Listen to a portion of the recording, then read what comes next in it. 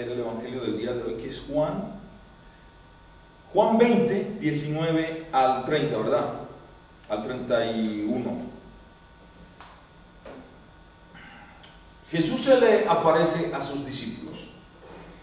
La noche de ese mismo día, el primero de la semana, los discípulos estaban reunidos a puerta cerrada en un lugar por miedo a los judíos. En eso llegó Jesús, se puso en medio de ellos y les dijo: la paz sea con ustedes. Y mientras les decía esto, les mostró sus manos y su costado, y sus discípulos se regocijaron al ver al Señor. Entonces Jesús les dijo una vez más: la paz sea con ustedes. Así como el Padre me envió, también yo les envío a ustedes. Y habiendo dicho esto, sopló y les dijo: reciban al Espíritu Santo. Reciban el Espíritu Santo. A quienes ustedes perdonen los pecados, les serán perdonados. Y a quienes no se los perdonen, no les serán perdonados.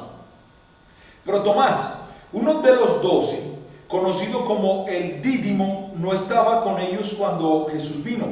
Entonces los otros discípulos le dijeron: hemos visto al Señor. Y él les dijo: si yo no veo en sus manos la señal de los clavos, ni meto mi dedo en el lugar de los clavos, y mi mano en su costado, no creeré. 8 días después, sus discípulos estaban otra vez a puerta cerrada, y Tomás estaba con ellos. Estando las puertas cerradas, Jesús llegó y se puso en medio de ellos y les dijo: la paz sea con ustedes. Luego le dijo a Tomás: pon aquí tu dedo y mira mis manos, y acerca tu mano y métela en mi costado, y no seas incrédulo sino creyente.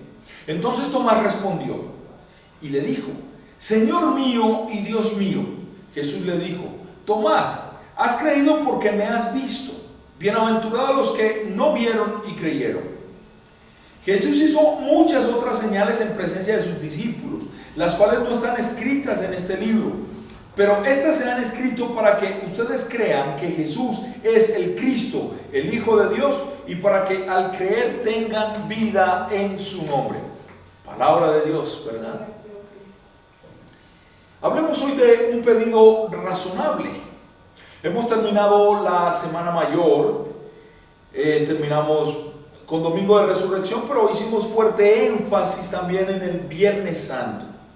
Y ojalá pudiera decirles que esta historia nunca sucedió, pero lamentablemente no puedo, porque es una historia verdadera. Sucedió hace unos 2000 años, en una provincia romana de Judea, en una colina llamada Calvario. La humanidad clavó a una cruz al Hijo inocente de Dios. Ese día, el día más oscuro de la historia, la humanidad asesinó a la persona que había dedicado su vida a cumplir con el trabajo que se le había asignado de salvarla. Lo que sucedió ese día fue algo terrible, una tragedia absolutamente injusta. Pero yo me pregunto, ¿cuántos de ustedes se molestan tanto ante la injusticia del asesinato del Hijo de Dios, que murió para salvar nuestras almas del pecado, la muerte y el diablo?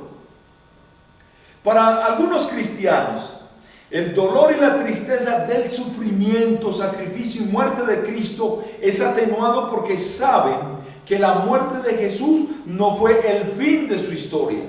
Los creyentes, los verdaderos creyentes, sabemos que 3 días después de que el cuerpo sin vida de Jesucristo fuera puesto en una tumba prestada, ese mismo Jesucristo volvió a la vida en forma valiosa, habiendo cumplido la ley de Dios que nosotros hemos quebrantado, y habiendo evitado los engaños de Satanás. La resurrección de Jesús venció la muerte. Es cierto que los creyentes nos arrepentimos de los pecados que llevaron a Jesús a la cruz, pero también nos alegramos porque gracias a las heridas del Redentor somos sanados, y gracias a su muerte vamos a vivir para siempre. Para los cristianos, en especial para los cristianos confesionales, el dolor de la muerte de Jesús es transformado por la esperanza cierta de que somos salvos por la victoria de su resurrección. Pero hay otro grupo de personas, un grupo totalmente diferente, un grupo distinto. Este grupo no lamenta para nada el sufrimiento, sacrificio y muerte del Salvador. Ese grupo está compuesto por aquellos a quienes la historia de la crucifixión y resurrección del Señor no es más que una leyenda, un mito o un cuento fabricado por los seguidores de Jesús para tratar de hacerse famosos y de pronto conseguir algún dinero extra. Si usted es uno de ellos, no lo juzgo, y de verdad no lo juzgo para nada. Es que eso es lo que muchos en verdad piensan. Y la mayoría de estos creen que es su obligación defender sus creencias, aun cuando sea agrediendo o burlándose de los que piensan y pensamos diferente. Y uno se encuentra con ellos en la calle. Uno dice, Dios creó el mundo. ¿Dios creó el mundo? ¡Bah! Tonterías, vos estás loco. La evolución, el proceso natural. Otros son, Dios cuida de nosotros. Ay, hermano, ¿quién le va a creer a usted eso?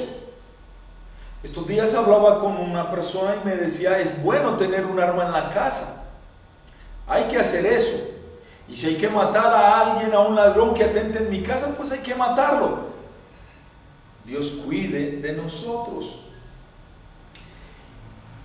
Que Dios envió a su Hijo a que naciera de una virgen para salvar a todos, para salvarnos a nosotros. ¿A quién se le ocurre esa tontería? ¿Quién puede pensar algo tan descabellado? Que Jesús resucitó de la muerte el tercer día para que nunca se dudara que habían conquistado la muerte. Esta verdad la ponen en duda, la desprecian y la niegan a diestra y a siniestra. Incluso muchos de los que se consideran cristianos. Y yo quiero decirle algo, Jesús comprende sus dudas. Hasta donde yo sé, Jesús comprende sus dudas. Nunca se enoja con las personas que dudan. Pero aclaro algo. También sé que Jesús, siempre ha hecho una distinción entre quienes no pueden creer y quienes aún con la evidencia, con esa evidencia que les dice todo lo contrario, se rehúsan a creer. Él hace una gran diferencia con eso.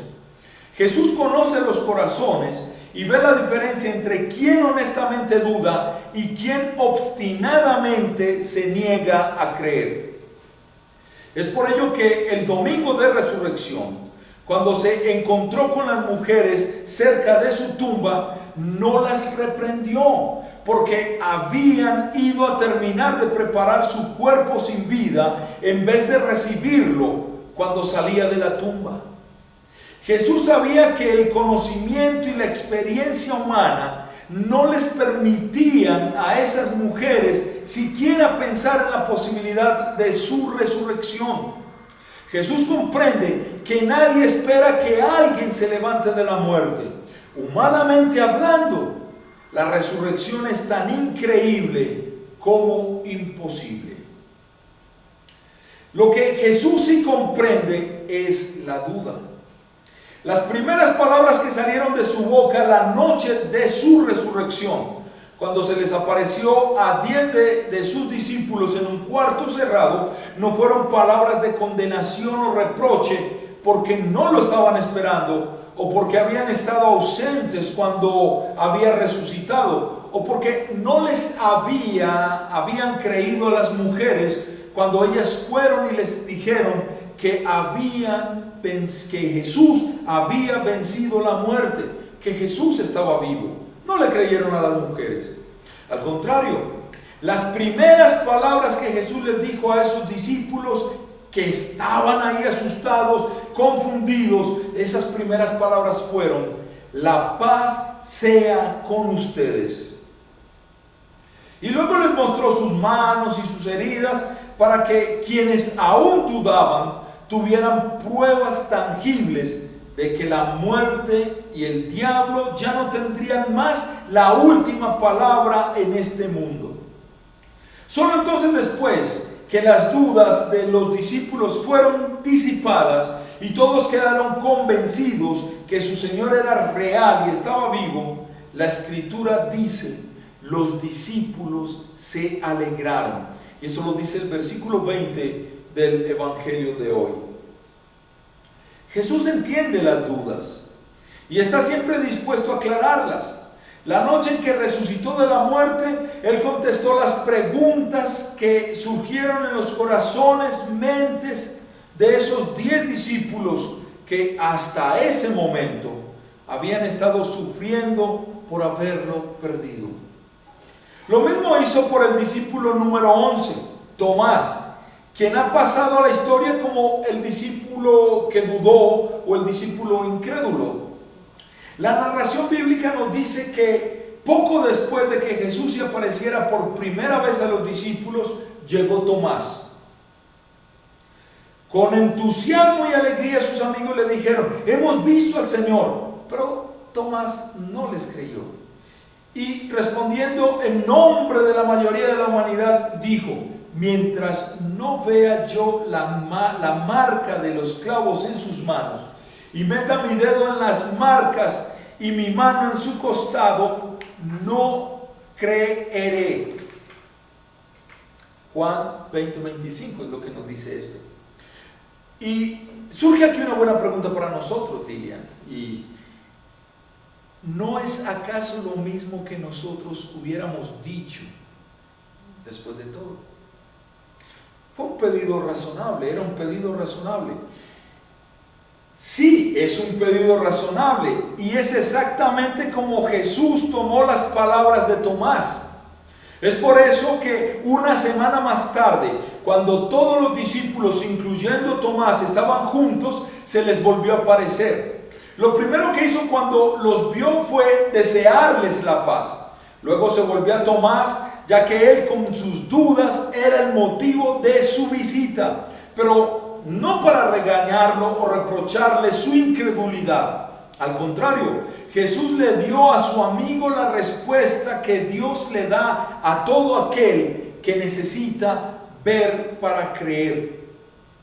Mirándole a los ojos, Jesús le dijo a Tomás: pon aquí tu dedo y mira mis manos, y acerca tu mano y métela en mi costado, y no seas incrédulo sino creyente. Versículo 27 del Evangelio de hoy.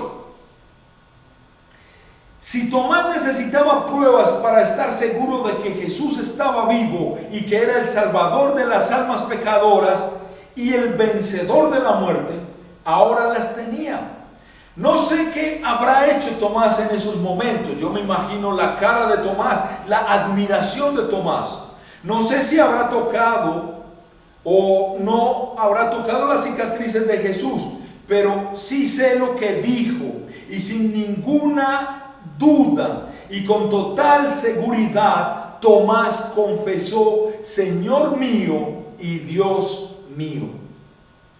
No cabe duda de que Jesús comprende a quien duda. Jesús entiende tus dudas. Lo comprendió en la época de Tomás y lo comprende ahora.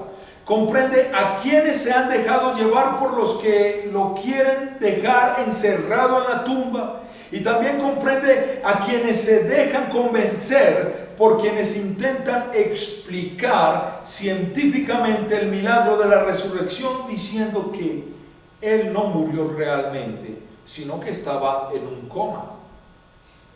Otros dicen que el cuerpo de Jesús fue robado, pero nadie puede decir quién lo robó. Bien pudieron ser los líderes judíos, ya que ellos eran los que querían ver muerto a Jesús, y no les convenía que se corriera ahora rumores de su resurrección. También pudieran haber sido los romanos, pero Pilato había logrado deshacerse de un terrorista que era considerado una amenaza para el gobierno. Así que no habría razón para que ellos lo hicieran. Así que solo nos quedan los discípulos. Sí, Los discípulos eran los más indicados. Ellos eran los que más se podían beneficiar de una tumba vacía. Sin embargo, uno de los defectos de esta teoría es que casi todos los discípulos sufrieron muertes terribles.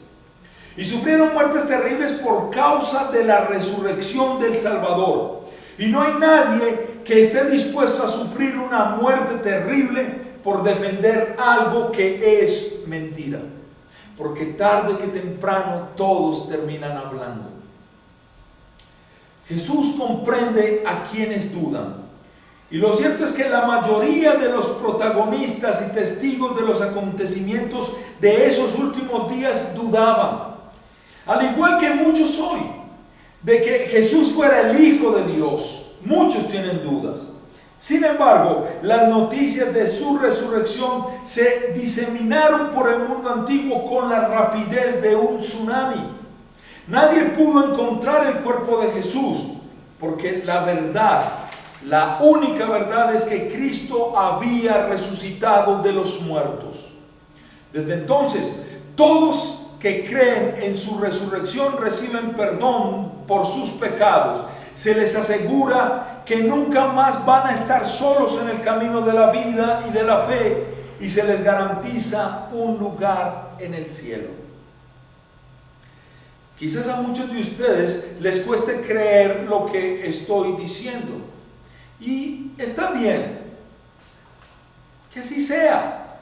No tienen por qué creerme a mí, pero ruego al Padre que les abra sus corazones para que busquen una Biblia y lean la historia del sufrimiento, muerte y resurrección de Jesús, que se encuentra hacia el final de cualquiera de los 4 primeros libros del Nuevo Testamento: Mateo, Marcos, Lucas y Juan.